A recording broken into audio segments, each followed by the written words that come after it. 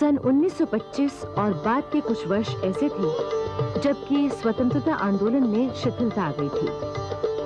इतिहासकार लिखते हैं कि इस समय देश के सामने आजादी प्राप्त करने का कोई कार्यक्रम नहीं था। आम कांग्रेसी चरखा काट रहे थे, गांधी जी दक्षिण में भ्रमण कर रहे थे और स्वराज्य दल के लोग काउंसिलों में बहस कर रहे थे। ऐसे समय में क्रांतिकारी दलों ने अपने को संगठित किया।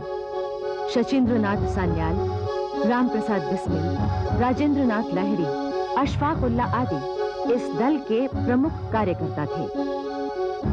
उनकी गतिविधियों से ब्रिटिश शासन चौंक उठा था। दूसरी ओर स्वामी श्रद्धानंद जैसे समाज सुधारक दलितों के उद्धार और हिंदू मुस्लिम एकता के कार्य में जुटे हुए थे।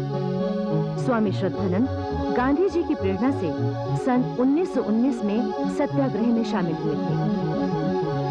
30 मार्च 1919 को जब सत्याग्रहियों के जुलूस को सैनिकों ने रोका था, तो स्वामी श्रद्धानंद ने उनकी संगीनों के आगे अपना सीना अड़ा दिया और बड़े ऊंचे स्वर में कहा था, लो मार दो, और वहीं खड़े रहे।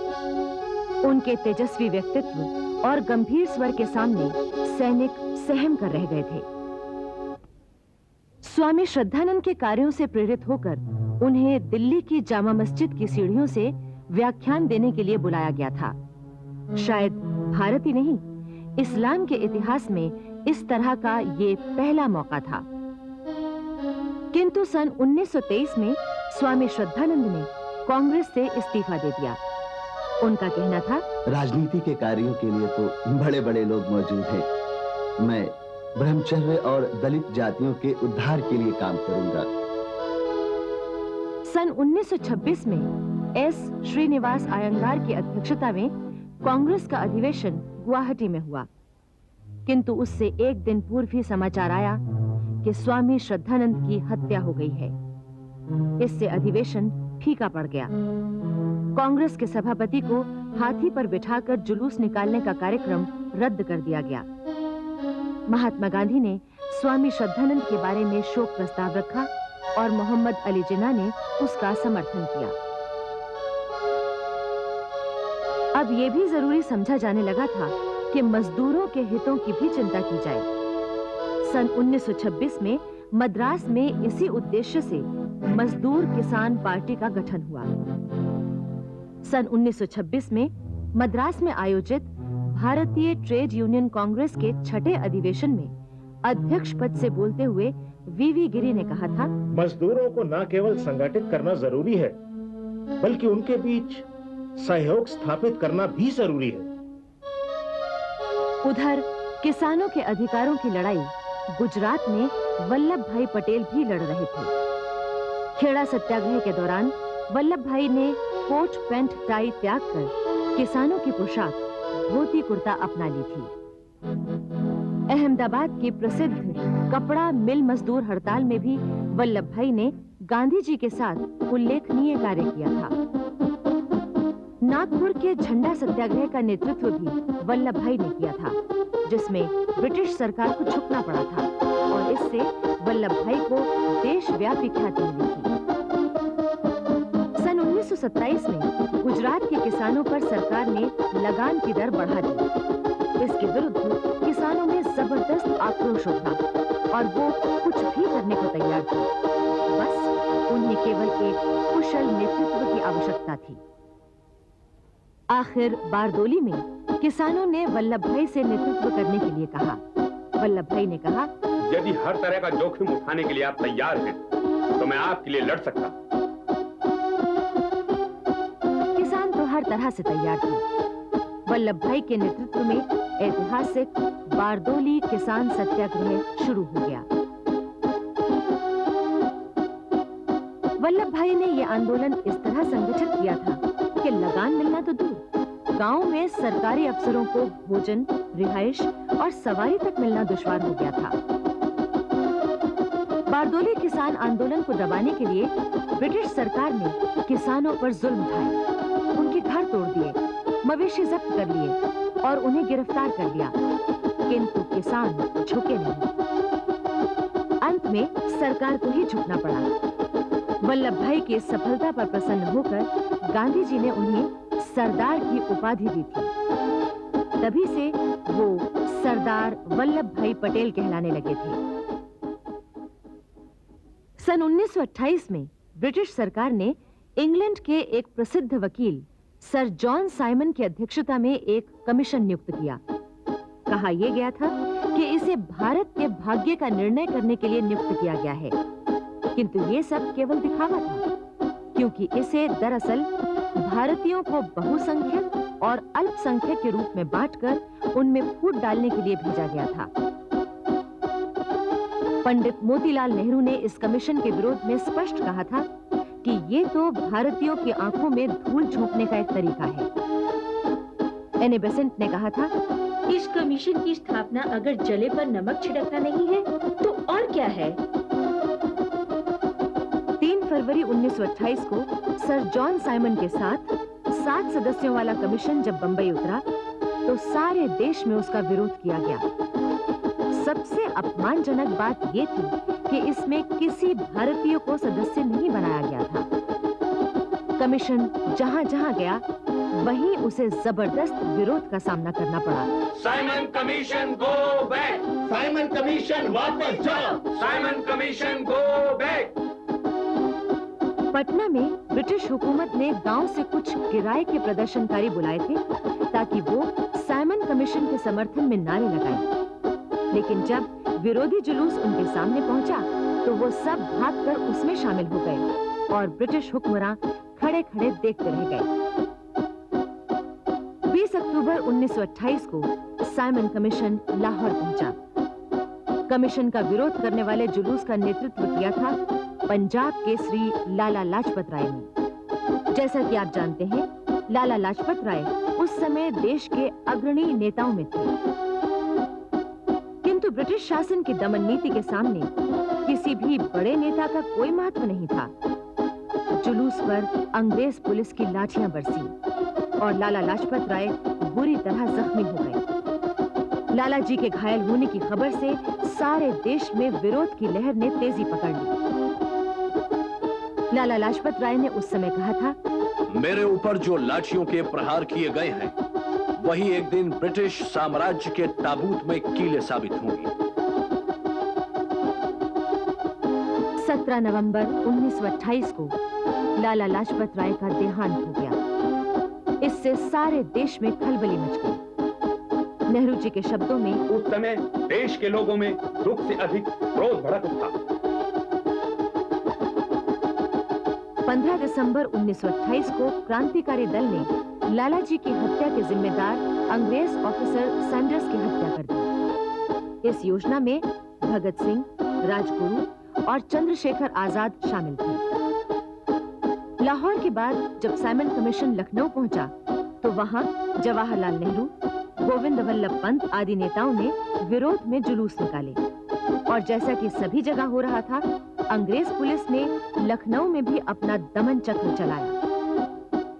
नेहरू जी ने इस लोमहर्षक दृश्य का वर्णन करते हुए मेरी कहानी में लिखा है, घुड़सवार फौरन हमारे ऊपर आ गए और उनकी आगे की कतार हमारे जुलूस में आगे खड़े हुए लोगों से एक ही छलांग में टकरा गई। हम भी डटे रहे और चूंकि हम हटते नहीं दिखाई दिए, इसलिए उन्हें उसी दम घोड़ों को रोक देना पड़ा। घोड़े पिछले पैरों पर खड़े रह गए, उनके अगले पैर हमारे सिरों पर लटकते हुए हिल रहे थे और फिर हम पर पैदल और घुड़सवार पुलिस दोनों की लाठियां पड़ने लगी। वह बहुत भयंकर मार थी। मुझे सिर्फ इतना ख्याल रहा कि मुझे अपनी जगह पर ही खड़े रहना चाहिए। मार से मुझे अंधेरी आ गई।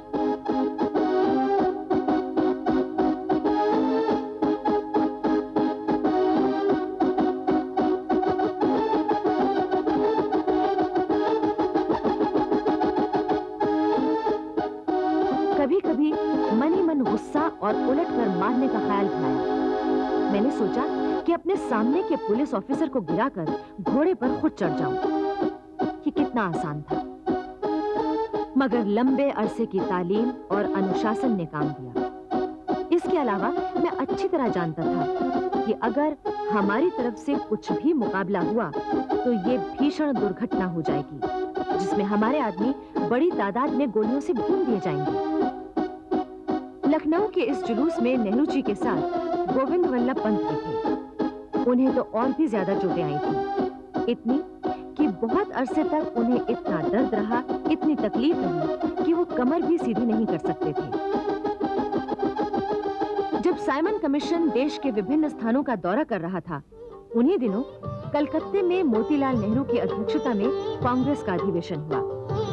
इस अधिवेशन में पूर्ण स्वराज्य और डोमिनियन स्टेटस यानी औपनिवेशिक राज्यों की स्थापना की मांग को लेकर काफी बहस हुई।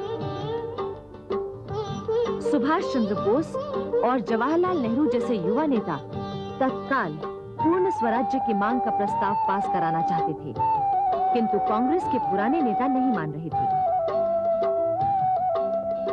अंत में गांधी जी के कहने पर समझौता हो गया। उन्होंने ब्रिटिश सरकार को 1 साल का समय दिया। यदि इस अवधि में उसने भारत को औपनिवेशिक स्वरूप नहीं दिया तो कांग्रेस पूर्ण स्वराज्य की मांग रखेगी। आखिर 1 वर्ष बाद 31 दिसंबर 1929 को लाहौर में ऐतिहासिक कांग्रेस अधिवेशन रावी के किनारे हुआ। ठीक आधी रात के समय, जब एक नया वर्ष जन्म ले रहा था, बड़े ही जोश भरे वातावरण में पूर्ण स्वराज्य का ऐतिहासिक प्रस्ताव स्वीकार किया गया। प्रस्ताव में कहा गया था, हमारी आस्था है कि अन्य देशों की तरह भारतवासियों का ये जन्मसिद्ध अधिकार है कि स्वाधीनता प्राप्त करें, अपने परिश्रम के फल का उपयोग करें और जीवन की आवश्यकताएं पूरी करें ताकि विकास की समस्त सुविधाएं उन्हें मिल सकें। हमारा ये भी विश्वास है कि यदि सरकार जनता के इन अधिकारों को छीनकर उसका दमन करती है तो जनता को ये भी अधिकार जाता है कि वो उस सरकार को समाप्त कर दे या बदल दे। भारत में अंग्रेज सरकार ने भारतवासियों की स्वतंत्रता मात्र का अपहरण ही नहीं किया, बल्कि उसने जनता का शोषण अपना अधिकार बना लिया है। हमारी ये भी आस्था है कि भारत को ब्रिटेन से संबंध विच्छेद कर पूर्ण स्वाधीनता की संप्राप्ति करनी चाहिए।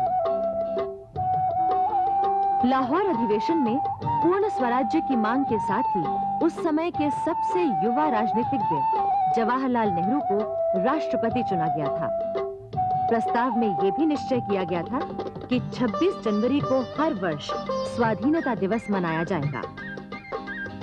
तब 26 जनवरी 1930 को सारे देश में स्वाधीनता दिवस मनाया गया और जुलूस निकाले गए। इससे लोगों में नया जोश आया। जवाहरलाल नेहरू का इस अवसर पर शानदार स्वागत हुआ था। ऐसा शानदार जुलूस निकला था कि माता स्वरूप रानी ने जब एक अटारी से उस जुलूस को देखा तो वो गदगद हो उठी। अपने पुत्र की जय जयकार से उनका मन हर्ष से पुलकित हो उठा था। आंखों से अश्रुधारा प्रवाहित हो उठी थी। लाहौर कांग्रेस के दौरान एक और उल्लेखनीय घटना हुई। उसमें भाग लेने के लिए सीमा प्रांत से बहुत से लोग आए थे। इस प्रांत से यूं तो खान अब्दुल गफ्फार खान कांग्रेस के अधिवेशनों में आकर हिस्सा लिया करते थे, मगर लाहौर में पहली बार सीमा प्रांत के सच्चे नौजवानों का एक बड़ा दल आया।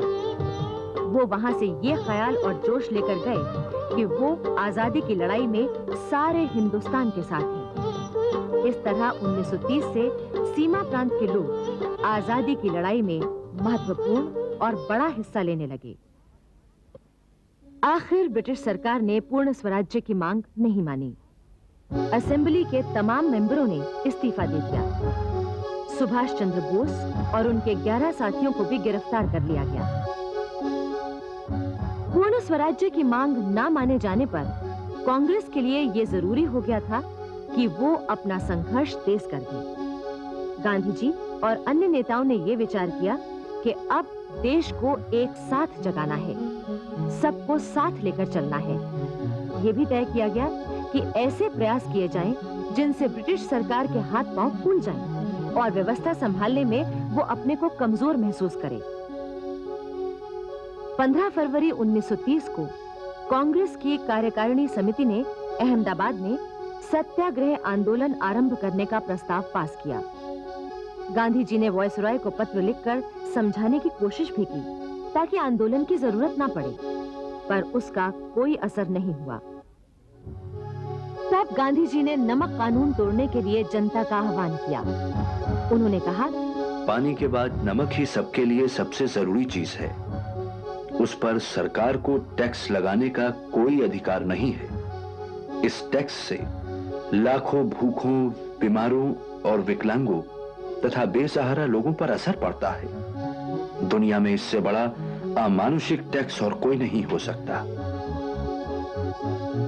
गांधी जी द्वारा नमक कानून तोड़ने का यह आंदोलन अहिंसक होने वाला था, किंतु जैसा कि जवाहरलाल नेहरू ने मेरी कहानी में लिखा है, कांग्रेस अधिवेशन में प्रदर्शित उत्साह के बावजूद कोई ये नहीं जानता था कि संघर्ष के कार्यक्रम में देशवासी कहां तक साथ चल सकेंगे।